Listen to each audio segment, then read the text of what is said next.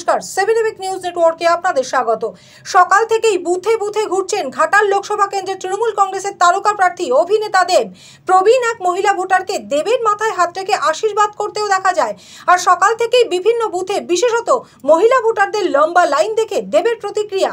মানে 30% উপরে ভোট করছে, ইট ইজ ভেরি গুড। এবং মহিলাদের ভোটারের সংখ্যা অনেক বেশি এবং মানে ভেরি গুড, ফ্যান্টাস্টিক। এবং আমার কোথাও যেন মনে হয় কি ভারতবর্ষে যেভাবে রেশিও পার্সেন্টেজ অফ ভোট কমছে, আমার কোথাও যেন মনে হয় কি এইবারে ঘাটাল লোকসভা কেন্দ্রে নিজের যে ডিগনিটিটা বা যে 80% যে মানে ভোটিং যে থাকে 80+, তো সেইটা আমার কোথাও যেন মনে হয় কি শুরুতে প্রথম বুথে যে পার্সেন্টেজটা দেখলাম, আমার মনে হয় কি সেটা মেনটেন থাকবে ঘাটাল লোকসভা কেন্দ্রে। কেশপুরের 1 নম্বর অঞ্চলে উভয় পক্ষে 10টি বাড়ি ভাঙচুর হয়েছে, কি বলবেন এই নিয়ে? আমার কাছে কোনো নিউজ নেই, এবং যদি হয় তো ডেফিনেটলি পুলিশ আছে, এখানে প্রশাসন আছে, সিআরপিএফ আছে, সবকিছুই আছে। সেটা আমার মনে হয় যে তদন্ত করবে। যেটা 20 আর 21 নম্বর বুথে মহিলা পরিচালিত ভোট চলছে, প্রচুর 20 এবং 21 নম্বর বুথে দুটোই মহিলা, প্রচুর মহিলাদের ওখানে বন্দোবস্ত করা হয়েছে বিভিন্ন দলের। কি বলবেন? খুব ভালো, মানে একটা মহিলারা the face of the vote, ওনারা চালাচ্ছে, it's a great thing, Indian ডেমোক্রেসির জন্য খুব ভালো। সবসময় ছেলেরাই বুথ এজেন্ট থেকে আরম্ভ করে সব কিছু, একটা বুথ যদি মেয়েরা চালায় বা এরকম যদি এক্সাম্পল আমরা সেট করতে পারি, তো ইটস এ গ্রেট থিং। মানে এটাই তো ইকুয়ালিটি। আজকে আমাদের ইকুয়ালিটির কথা বলি, জেন্ডার ইকুয়ালিটি, আমরা এটাকে ইকুয়ালিটি বলে। মানুষ, পুরুষ এবং স্ত্রী দুটোই আমরা ইকুয়াল, মানে মেয়েরাও সব কাজ করতে পারে যেগুলো ছেলেরা করতে পারে, তো এটা তো ডেফিনেটলি গ্রেট সাইন। আর ঘাটালের বলরামপুর এলাকায় বুথ পরিদর্শনে গেলে দেবকে দেখতে এবং তার সাথে সেলফি তুলতে হুড়োহুড়ি পড়ে যায় ভোটারদের মধ্যে। কেশপুরে বিজেপি প্রার্থী হিরণের উপর হামলা এবং তার পাল্টা হামলার প্রসঙ্গে তৃণমূল প্রার্থী দীপক অধিকারী আর তার বিরোধী প্রার্থী অভিনেতা হিরণকে শুভেচ্ছা জানিয়ে জানালেন, আজকের দিনে হিরণকে নিয়ে কিছুই বলতে চাই না, মানুষ যাকে বিশ্বাস করেন তিনিই ভোট পাবেন।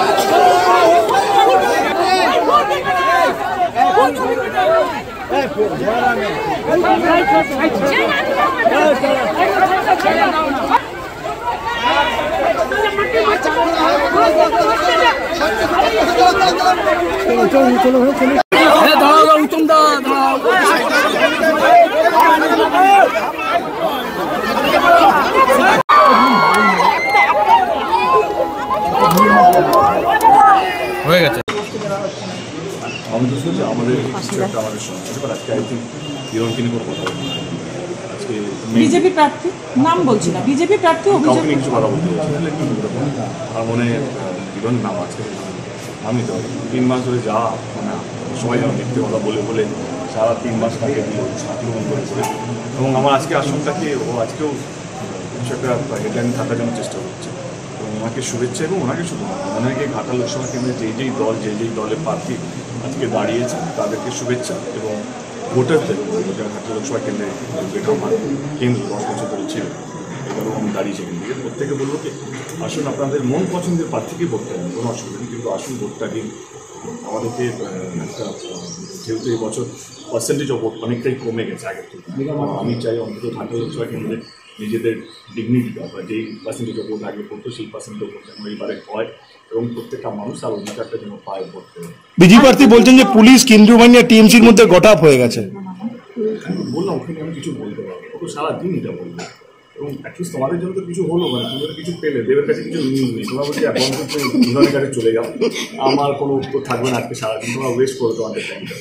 আপনাদের যারা কর্মীরা আপনাদের যারা কর্মীরা রয়েছে তাদের উদ্দেশ্যে আপনার কোনো বার্তা থাকবে, কারণ আপনি সব বুথে পৌঁছতে পারবেন না, প্রচুর কর্মীরা তারা ভোট করবে। কর্মীদেরকে যদি শান্তি হয়ে থাকে এবং আমাদের কাছে খবর আসছে যে কেন্দ্র বাহিনী এইভাবে বা আমাদের দু চারটে মিলে যেখানে আমরা যাবো আর কি সকালে কেন্দ্র বাহিনী সবাই যে নিজের দায়িত্ব মানে দায়িত্বটা পালন করে, আসল দায়িত্বটা সবাই যদি পালন করে আমাদের বুথের কর্মীদেরকে যেই বুথে আমি শুনলামকে গঙ্গারামপুরে সকালে না ওই ঝামেলা হয়েছে বলে মেয়েরা যারা লাইনে ছিল তারা বাড়ি চলে গেছে। পুলিশকে বলবো, প্রশাসনকে বলতে মাইকিং করে সব মহিলাদেরকে বা ওই গ্রামের মানুষদেরকে আহ্বান করাকে চলে আসুন করতে দেওয়ার জন্য। কমিশনকে কিছু জানিয়েছেন? দল জানাচ্ছে। অভিযোগ করছে কেশপুর আনন্দপুরে নাকি বোমা বৃষ্টি হয়েছে, একবার রাত ভোর বোমাবাজি হয়েছে অভিযোগ।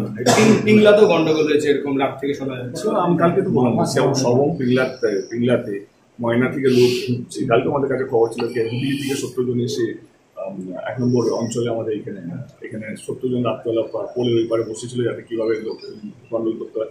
রাত্রে 2টোর সময় খবর আসে, আমি ওসিকে ফোন করে দিই এরকম 70 জন এসে বসে আছে। ওসি যায়, তাকে বাইরে নিয়ে যায় এবং সেটা মানে কি না ভোটটা এবারে কী হলো, উনি আতঙ্কবাদী সন্ত্রাসবাদী টাকা সমস্ত কিছু শেষ হয়ে গেছে। আর জেতার জন্য একমাত্র অস্ত্র হচ্ছে সন্ত্রাস। এবারে যারা ঘাটালে প্রচার করছে, যারা রেগুলার মিডিয়া আছে, তারা সবাই জানে এবারে কে জিতছে এবং মানুষও জানে কাকে ভোট দিতে যাচ্ছে। কিন্তু যেভাবে এখন সন্ত্রাস করা হচ্ছে বা যেভাবে নিউজে থাকা হচ্ছে বা সিম্পলি ভোট এ দেখো আমাকে এটা করতে আমি এটা করতে, আমি আজ যদি কিছুই করিনি মানে আমি সকাল থেকে আমি বেরোনি, কেন বলবে দেবে এটা করেছে দেবে এটা করেছে, আমরা তুমি আগে বেরিয়ে যাও, তুমি তো আটটা করো আমি আরামে যাবো, কোনো অসুবিধা নেই। প্রথম কোথায় যাচ্ছে এখন এখান থেকে? Sir, given the dwindling voter count and the inclement weather, a word of encouragement for the voters? Please to come and cast your vote. I think Ghat has been a role model for India, I would say, and kind of what is happening around the country. The percentage is going low. I want to request to all my voters, please do come and cast your vote. It's very important. It's very important to be a part of this democracy, which is the biggest festival of India, I would say. Ghatal থেকে Madan মাইতির report 7 news network. আরও বিভিন্ন খবরের update জানতে হলে অবশ্যই subscribe করুন 7 news network চ্যানেলটি, কারণ আপনাদের একটা সাবস্ক্রিপশন আমাদের কাছে অত্যন্ত মূল্যবান। জয় হিন্দ।